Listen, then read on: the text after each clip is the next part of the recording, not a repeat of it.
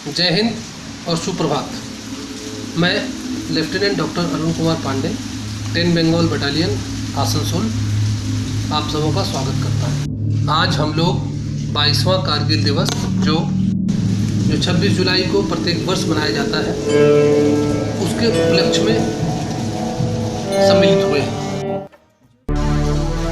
आज से 20 साल पहले 26 जुलाई 1999 को भारत ने कारगिल युद्ध में पाकिस्तान को परास्त कर विजय हासिल की थी। इस दिन को पूरे भारतवर्ष में कारगिल विजय दिवस के रूप में याद किया जाता है। करीब 2 महीने तक चले इस युद्ध में भारतीय सेना के जाबाज जवानों ने जो पराक्रम दिखाया, उसे हर भारतीय गर्व से याद करता है और अपने मातृभूमि की खातिर मर मिटने वाले अमर सपूतों को श्रद्धा नमन करता है।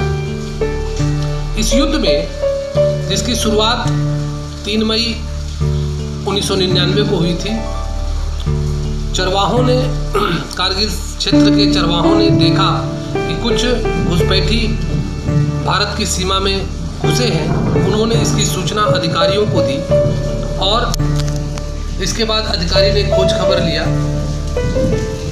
इसके बाद ये युद्ध का रूप धारण कर लिया। इसमें बड़ी संख्या में पाक की सेना और वहाँ के आतंकवादी संगठन भारत के LOC के भीतर घुसपैठ करने और भारत की कई पहाड़ी जो चोटियां हैं, उन चोटियों पर कब्जा कर लिया था।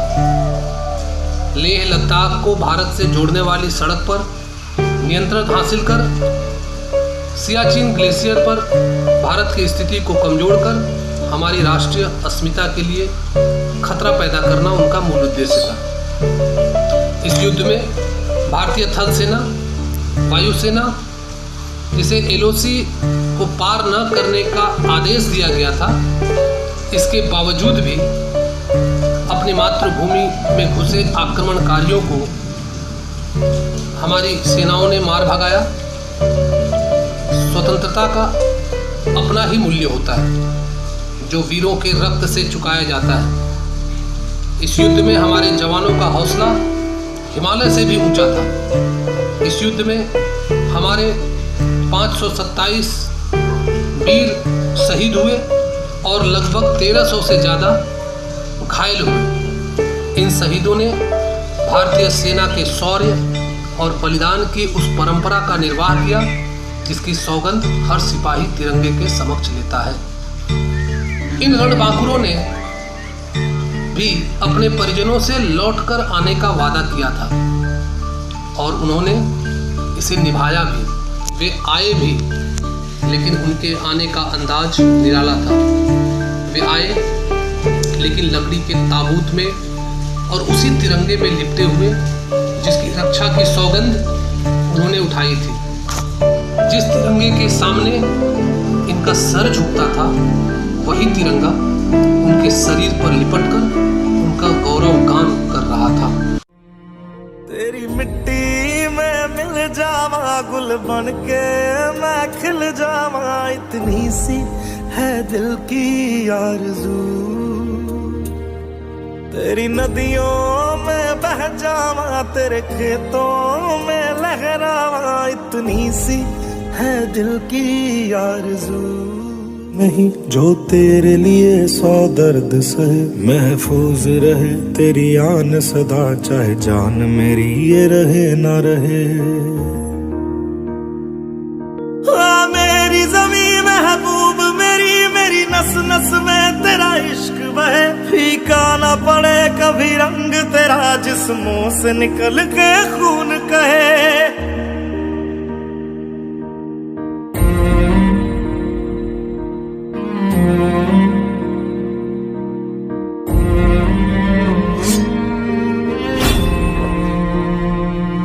तेरी मिट्टी में मिल जावा गुल बन के मैं खिल जावा, इतनी सी।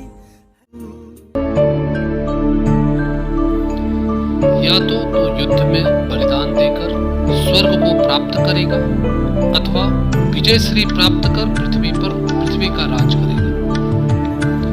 गीता के इसी श्लोक को प्रेरणा मानकर भारत के सूरवीरों ने कारगिल युद्ध में दुश्मन को पांव पीछे खींचने के लिए मजबूर कर दिया था। 26 जुलाई 1999 के दिन भारतीय सेना ने कारगिल युद्ध के दौरान चलाए गए ऑपरेशन विजय को सफलतापूर्वक अंजाम देकर भारत की भूमि को घुसपैठियों के चंगुल से मुक्त कराया था। इसी की याद में 26 जुलाई हर वर्ष कारगिल दिवस के रूप में मनाया जाता है। यह दिन है उन शहीदों को याद कर अपने श्रद्धा सुमन अर्पण करने का, जो हंसते हंसते मातृभूमि की रक्षा करते हुए वीर गति को प्राप्त हुए। यह दिन समर्पित है उन्हें जिन्होंने अपना आज हमारे कल के लिए बलिदान कर दिया। हमारे सूरवीरों में 13 जम्मू कश्मीर राइफल के कप्तान विक्रम बत्रा उन बहादुरों में से एक हैं जिन्होंने एक के बाद एक कई सामरिक महत्व की चोटियों पर भीषण लड़ाई के बाद फतह हासिल की थी। यहां तक कि पाकिस्तानी लड़ाकों ने भी उनकी बहादुरी को सलाम किया था और उन्हें शेरशाह के नाम से नवाजा था।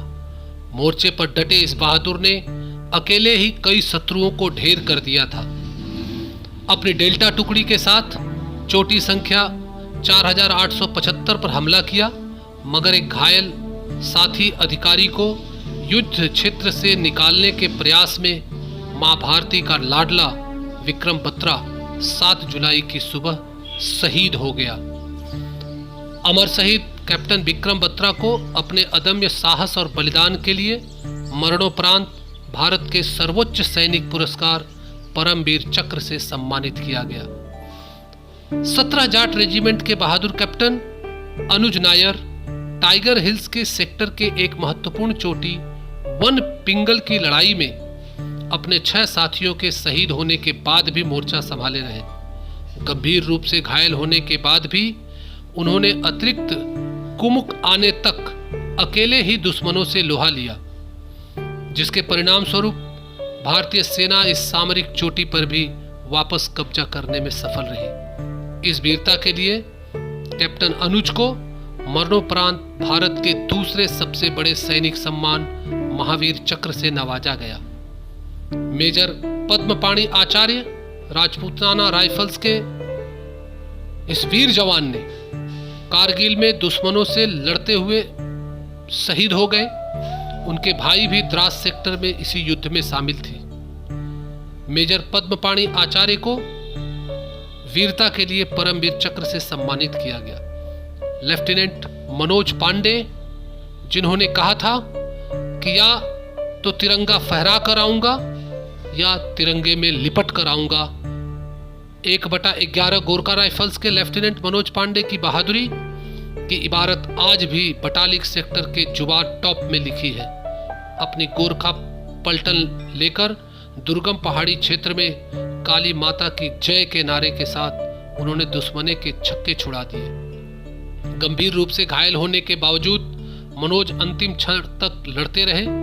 भारतीय सेना के साथी को पीछे न छोड़ने की परंपरा का मरते दम तक पालन करने वाले मनोज पांडे को उनके शौर्य और बलिदान के लिए मरणोपरांत परमवीर चक्र से सम्मानित किया गया। अतिरिक्त भारतीय वायुसेना भी इस युद्ध में जौहर दिखाने में पीछे नहीं रही।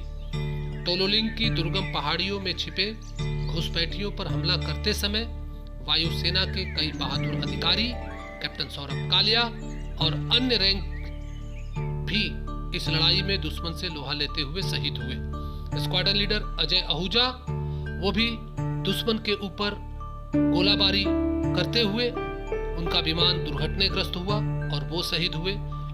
फ्लाइट लेफ्टिनेंट नचिकेता, जो युद्ध में पाकिस्तान द्वारा युद्धबंदी बनाए गए। वीरता और बलिदान की यह फहरिस्त यही खत्म नहीं होती।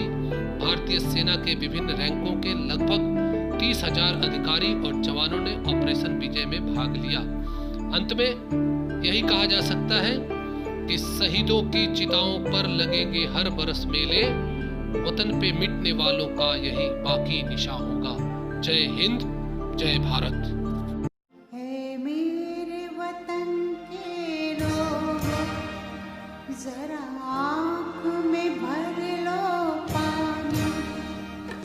शहीद हुए हैं उनकी जरा